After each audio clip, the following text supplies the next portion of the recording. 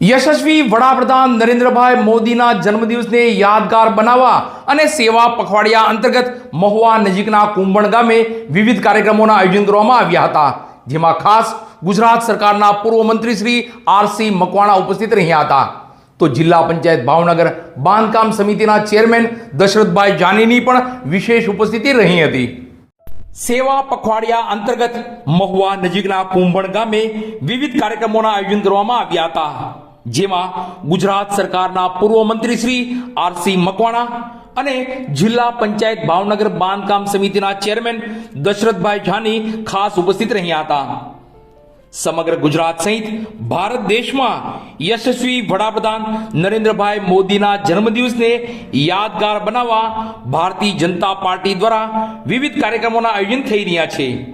ત્યારે સેવા પખવાડિયા અંતર્ગત અને યશસ્વી વડાપ્રધાન નરેન્દ્રભાઈ મોદીના જન્મદિવસને યાદગાર બનાવવા મહુવા નજીકના કુંભણ ગામે વિવિધ કાર્યક્રમોના આયોજન કરવામાં આવ્યા હતા, જેમાં સૌપ્રથમ ઉપસ્થિત મહાનુભાવોના વરદ હસ્તે ભારતીય સંસ્કૃતિને અનુસરી દીપ પ્રાગટ્ય કરી કાર્યક્રમની શુભ શરૂઆત કરવામાં આવી હતી.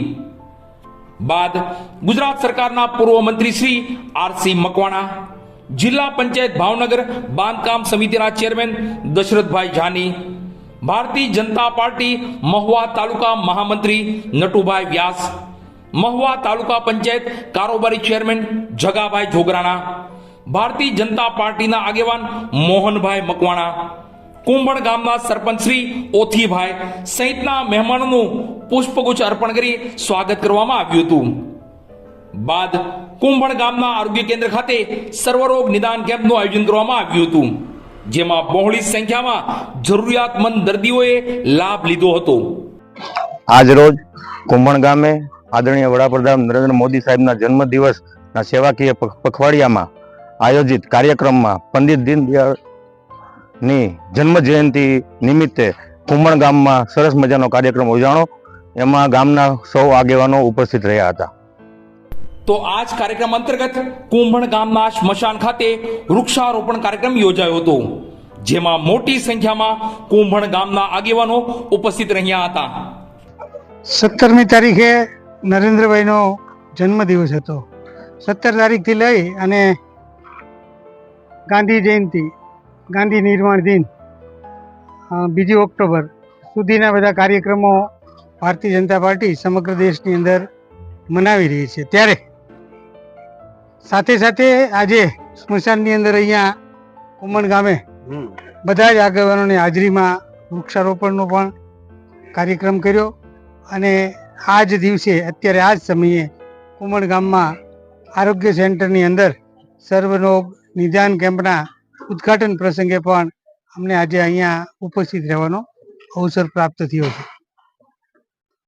તો કુંભણ ગામ ખાતે જ પંડિત દીનદયાળ ઉપાધ્યાયની જન્મ જયંતિની ઉજવણી કરવામાં આવી હતી, જેમાં પંડિત દીનદયાળ ઉપાધ્યાયની પ્રતિમાને પુષ્પ અર્પણ કરી તમામ ગામજનો એકત્રિત થઈ યશસ્વી વડાપ્રધાન નરેન્દ્રભાઈ મોદીના જન્મદિવસને યાદગાર બનાવવા સહભાગી બન્યા હતા. ખૂબ ખરાબ હતો ગામમાં અંદર એન્ટ્રીનો રસ્તો.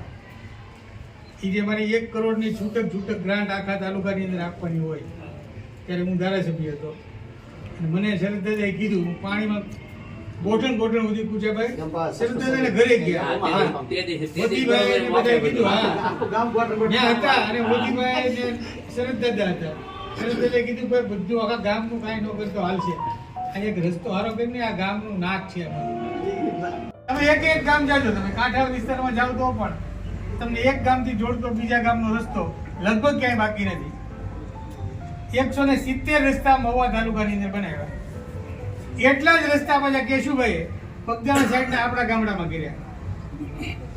એટલે મહુવાની અંદર 250 જેટલા નવા રોડ થયા છે. તમને એમ લાગે કે 250 રોડ થયા છે, નવા રોડ થયા છે. આ ખેડૂતો માટેની યોજના હતી. એટલે અનેક યોજનાઓ ખેડૂતો માટેની સરકારે અમલી બનાવી છે. મેં હમણાં વાત કરી એમ, જ્યારે ખૂબ આપણે કોઈ લોકો આપતા હોય ને ત્યારે હવે પછી હજી એના કરતાં પણ વધારે આપણને મળે.